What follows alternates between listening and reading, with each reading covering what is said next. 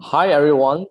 Hi everyone. Welcome back. And now, after so much about quantum computing, we are moving into the space in the deep tech forum section. So today we are very privileged to welcome Mr. Raphael Rotkin from the E2MC Ventures. Raphael, why don't you introduce yourself? Yeah, hi Rico, and thanks for the invite. It's a pleasure to be here, and I wish I could have listened to all of the quantum computing lectures, which I also think is a very interesting field. But we shall talk about space now. Sure. And so, like you said, I'm the managing partner of something called E2MC Ventures, which is a space specialized early stage venture capital firm. Awesome. Do you want to share us some slides and Yeah, perhaps talk about some of your background? What have you done in the past in the space industry, yeah, so that our and audience know you I, better? Yeah. I do have a slide on that. So Awesome. let me share my deck, and we go right into Sure. that. Okay, I hope you can see my screen now. Yes, And I'm it's going to good. put it full screen as well, so it's easier to see. So it should be full screen now. Yeah. Okay, fantastic. So I called it Space, the Final Frontier of Investing. I know it's not very creative, but in some ways it is the final frontier of It's very investing. direct. Yeah. And we're going to basically, we only have half an hour, so of course we can only unfortunately scratch the surface of this very exciting area. But basically there's going to be two parts of it. One, I'm going to tell you a little bit about the space economy and what people are actually doing in space on a commercial basis. And then towards the end, we rapidly speak about, if you're interested in investing in space, how you could do that. Awesome. Okay, Rico, as you requested a little bit more about myself. So I'm Yes. Raphael. I'm originally from Germany. I'm also a Brazilian citizen. My sort of previous life, you can see towards the left, which is pretty much in the financial markets, where I started as an M&A banker, and then I was on the investing side for prop desks and hedge funds, investing mostly in public equity markets and always a little bit on the private markets as well. Now, moving towards the right side, which is what the last few years, which is the space side. On top, you have my space investing activities. So again, E2MC, which by the way stands for Earth to Mars Capital. That's the main activity. It's a early stage space-focused, purely space-focused funds. I'm also an advisor to something called Space Ventures out of the US, which is a very interesting model. It's crowdfunding early stage space companies.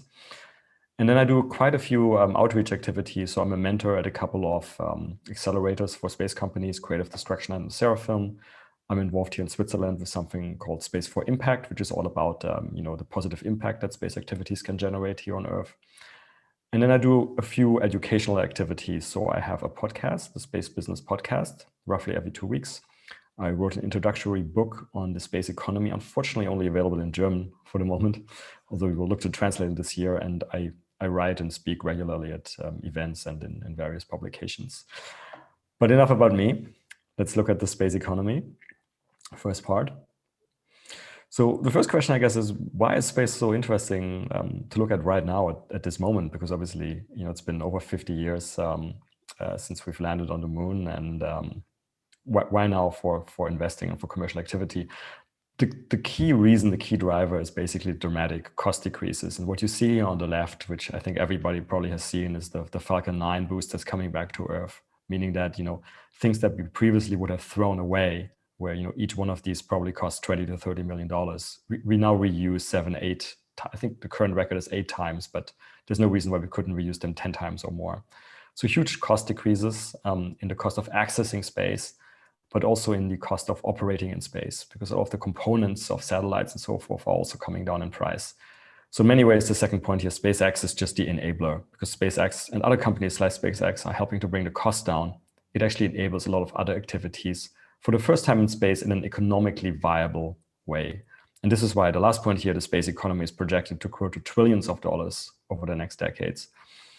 So just to dive ever so slightly into more detail on these points, this is a busy slide, I apologize, but it's basically repeating some of the points I've made, which is, the cost decreases on the launch cost. And you put some numbers on that. So until very recently, to get 1 kilogram of mass up to what we call a low Earth orbit would have typically cost you around $10,000. Now in the SpaceX Falcon 9, it's less than $3,000.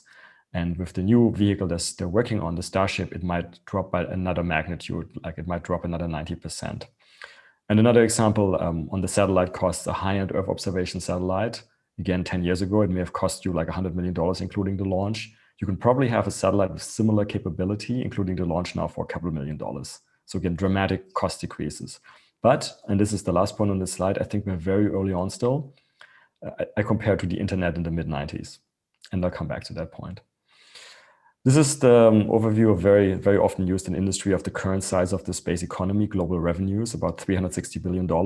And it's dominated by what we call legacy space activities like satellite television. And if you look, for example, launch services, so those are the rockets, SpaceX and others provide, it's only $6 billion here. These are actually 2018 numbers, which is the latest available with reliability. But so as I mentioned, various people, investment banks and other players are now forecasting that we might go to trillions of dollars over the next 10, 20 years. Now, again, I would make a strong caveat here that I don't think anybody really knows. I think we have a very exciting technical trend here that is potentially enabling a lot of growth, again, similar to the internet in the mid-90s. And I don't think people's forecasts for the future size of the internet in the mid-90s were that reliable or that good. I mean, you just have to have a very, very open mind here where this might go. So here's sort of a easy poster type overview of the space economy and the various activities which are going on. And we kind of have a few slides going into detail on each of those. So if you start on the left, I mean, what you first see is most of the activity, unsurprisingly, is around the Earth, around our planet, right? Because the further out you go, the more complicated it gets and the less, the fewer commercial customers there are. So, you obviously have things like launch services, rockets, you have satellite communication satellites around Earth, you have navigation satellites, you have what we call remote sensing satellites, right, which observe the Earth for various purposes. Then you have the space station, the International Space Station, but there's already plans for private space stations and those types of facilities you can use, for example, for tourism, but also for in-space manufacturing. And then you have all the way to the left what we call orbit services, and I'll talk about it in a little more detail. This is basically anything that somebody who already is in orbit, like for example, a satellite, might use. So for example, refueling a satellite would be an example. And then towards the right, you get further away from Earth, right? And there's some potential businesses on the moon, and then of course, ultimately on Mars and further beyond, but that's of course a little bit further out time-wise at the moment. So now we're going to look very briefly, one slide, at some of the main activities. Actually, let's skip that. So launch, or traditionally colloquially known as rocket companies, and what you see here on the right is the Astra rocket, which almost reached orbit in December last year. So one of the very few private companies that basically managed to reach orbit. The other ones being SpaceX, Rocket Lab, and then very recently Virgin Orbit, which is the air-launched rocket. And so this is an existing business for space, right? You basically take other people's satellites, or people in the case of SpaceX, astronauts, up to space, and you get paid per mission. It's a very capital-intensive business, as you can imagine. I mean, most of these companies spend almost a decade developing their rockets, and sometimes spend close to $1 billion. And it's already very competitive because I think a lot of people observed what SpaceX was doing and tried to some ways copycat it. And now you have on paper almost 200 launch companies. Of course, most of them are 200. On paper, right? Most of them are like PowerPoint companies, but there's probably a dozen or so which you can consider serious. And we can come back to that. I mean, obviously, there's not a case for many of them to survive, but some of them, I think, have valid commercial propositions, and it's also very strategic business. So some of them may survive if the country where they're located thinks that they need a sovereign launch capability. Then you have, I call it here spacecraft and components, but spacecraft is really just the sort of the generic name for something that flies in space. And most of these things, most spacecraft would be satellites, right? Spacecraft kind of encapsulates capsule satellites, space stations. But most of what we're talking about here is satellites. And of course, that's a business too. People have to build these satellites, and kind of you can roughly break it down into two parts. There's people who just focus on components of satellites. So for example, doing the solar arrays, or doing the propulsion system, or doing the attitude control system, you name it. And then there's people who kind of integrate everything, like a car manufacturing, integrating all of the parts, and you have the final satellites. And this has obviously been around for a while, right? Because we've had satellites since the 1960s, and there's some very well-known legacy players like Airbus or Thales, or in the US you have Raytheon, Honeywell, Lockheed. And there are some newer players, like, for example, Surrey Space Systems, GomSpace in Europe, Nano Avionics, Tyvak, and so forth. So this is another business, how people make money related to space. Okay, so what do you use these satellites for that we talked about? I mean, one very prominent use has been satellite communications.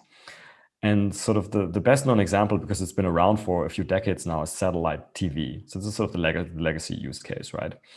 What we have up and coming now is basically actually delivering broadband via satellites. And that's what SpaceX's SpaceX's now existing Starlink constellation is providing, right? Broadband connectivity to remote areas or anywhere on the globe, really, once the constellation is complete, of high-speed broadband services. So comparable basically to fiber. And SpaceX, Starlink is not the only player. So there's also OneWeb, and then Amazon has a project that's called Kuiper that also wants to do that. And then Telesat in Canada. Another communications use case is not broadband, but actually on the other end of the spectrum, so it's very much narrowband, is Internet of Things applications.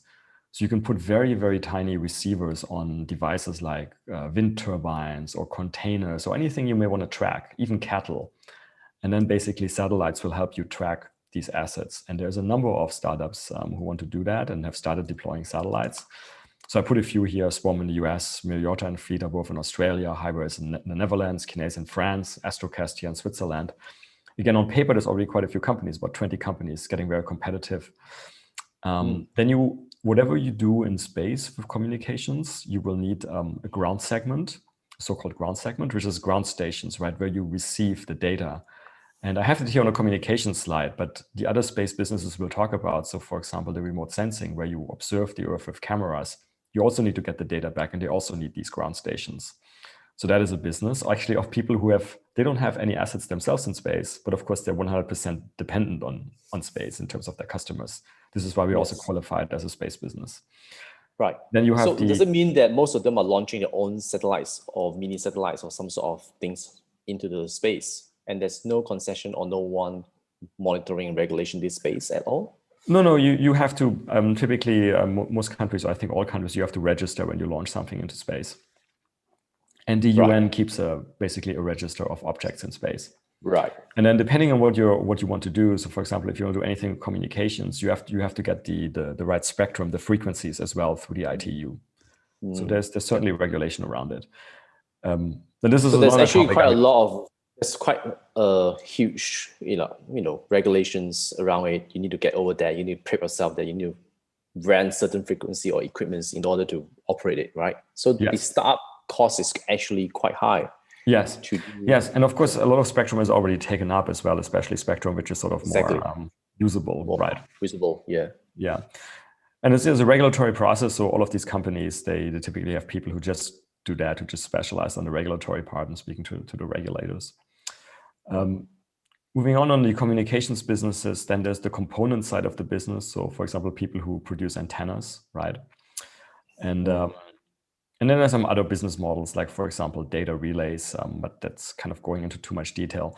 Now, what I want you to kind of remember from this is, because this involves, when you go to space, it involves satellite constellations, like rockets. It's also typically very capital intensive business. Like, the SpaceX Starlink, they're talking about a total investment, I think, of $10 billion. But even some of these smaller companies, the IoT companies, they're all talking about investments like a few $100 million. Right. And then it takes a few years as well to deploy it and actually start making revenue, which is a point we'll come back to.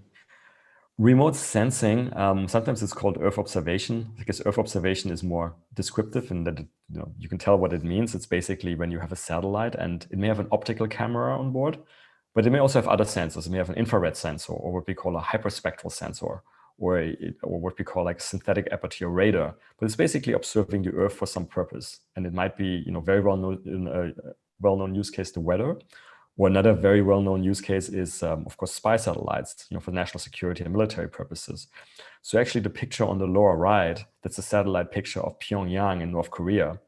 And that's probably the only way we can observe Pyongyang, right? Because it's probably not a good idea to fly over it with drones or aircraft. But it's not the only use case. So the picture on the upper right, that's actually like an oil facility, right? And you can see oil tanks. You can monitor as well, like economic activity. And for example, some hedge funds use satellite pictures, right, to judge what is going on in terms of economic activity and help them in the investment process. And remote sensing, there's kind of two ways of doing the business. One is upstream, which is when you have your own satellites and you take pictures of the Earth. And the other part is if you just do downstream. Downstream means you basically, you don't have your own satellites. You buy the pictures from somebody else who does have satellites, and you're just doing value-added analyses, right? And so it's a big difference in terms of capital intensity, right? Again, if you have satellites, quite capital intensive. Some of these constellations, again, hundreds of millions of dollars. If it's downstream, it's basically to hire a bunch of data scientists. So it's much less capital intensive. And some people do both, right? They're vertically integrated. And the way you make money in the end is you basically sell the data to somebody like hedge funds or governments, and on a subscription basis. Right. Space tourism, very exciting, right? So this is starting now, and there's various forms of doing it. Suborbital flights, where you just go up and down, right? You don't stay in orbit. This is, for example, what Virgin Galactic is proposing, and also Blue Origin with its new Shepard vehicle. So those are flights where typically you get about 5 minutes or so of microgravity, of floating around and seeing the Earth, and then you come back down. And they cost around $250,000, and hopefully they'll start flying very soon. Then, of course, much more exciting, you have orbital tourism. So this is when you go to the International Space Station, which historically 7 individuals have already done as what they call private space explorers, because they don't like the word space tourists. You go up to the ISS and you pay, historically people paid the Russians basically to go up in a Soyuz capsule. Now later this year, we're going to have the first flight, tourism flight on SpaceX Crew Dragon to the ISS. And the current price tag for that is $55 million to go 10 days. Wow. To the 10 ISS. days of. And the ISS, so the pictures I have here on the upper right, you have the Virgin Galactic suborbital vehicle, but that probably most people have seen, but I'm not sure most people have seen the one on the lower left. Yeah. Which is, if you know the International Space Stations, you pay $55 million.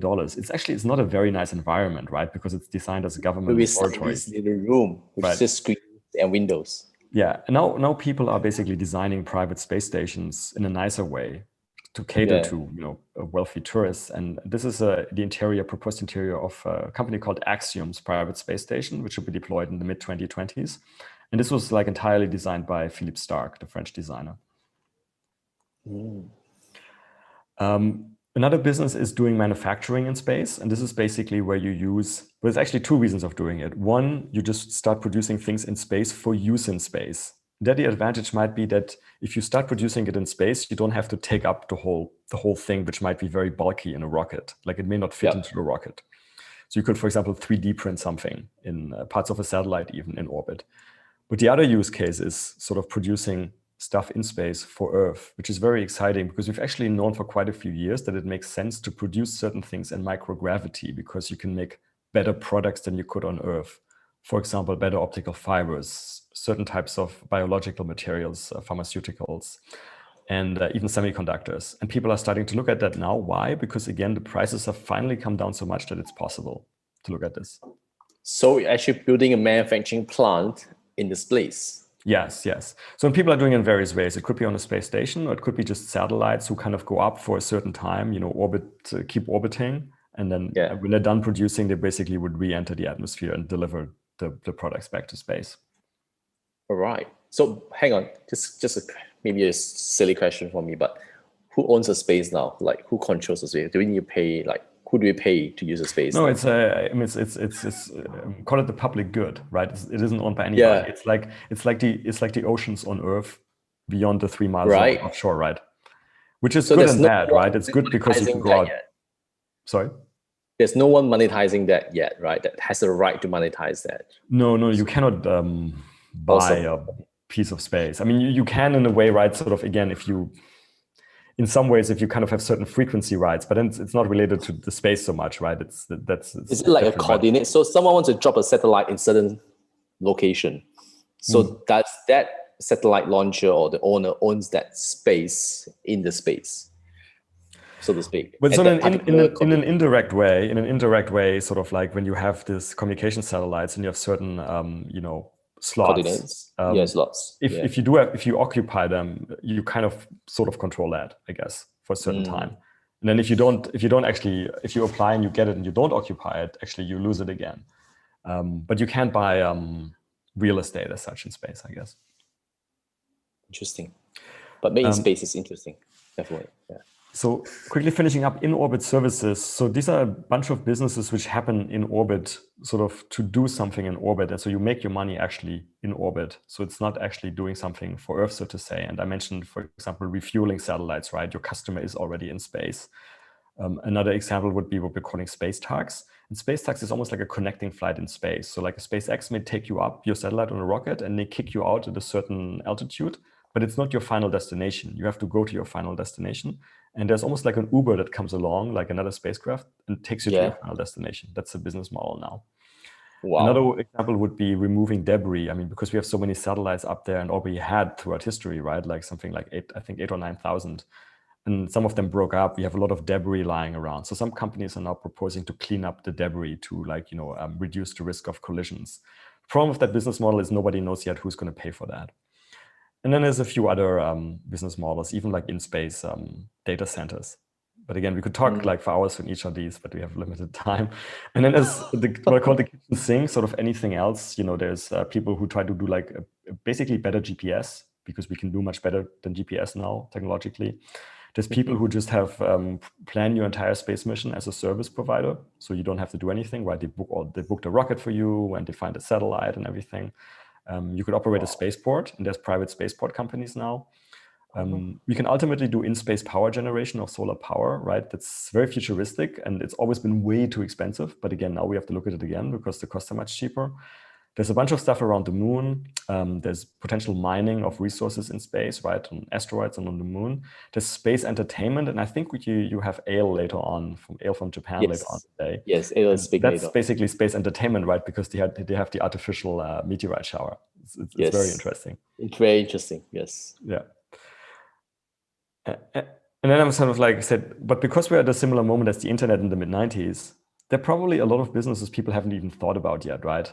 Exactly. Something creative you can come up with now that the costs are much lower. And that I'm really excited about, because I think there will be creative people coming up with interesting stuff. Definitely. Okay, let me just finish up just 3 slides or so on investing. So one thing I want you to remember, there is some challenges to investing in space, and typically you'll hear that from many people. One, it's a deep tech industry, right? So you need to know what you're doing, right? It's literally rocket science at the end of the day. Like we usually say it's not rocket science, but this is rocket science, right? And that scares some generalist investors. And that's why, some generalists, for example, family office, you may actually be better off investing through a fund like mine. I mean, of course I would say that, right? Yes, of course. Then as we have seen, quite a few of the business models can be very capital intensive, right? And it can also take a certain time until you actually get to revenues. So that's good and bad, right? It's like higher risk, but if it works, obviously it's also higher return, because the capital intensity is a barrier, right? And then until very recently, there have been few exits, because this latest incarnation of commercial space, it hasn't been around that long, Like some of these companies were only founded, like the first companies were founded 2010, 12, 13. Yeah. So it's only now it's getting time for the exits. So soon.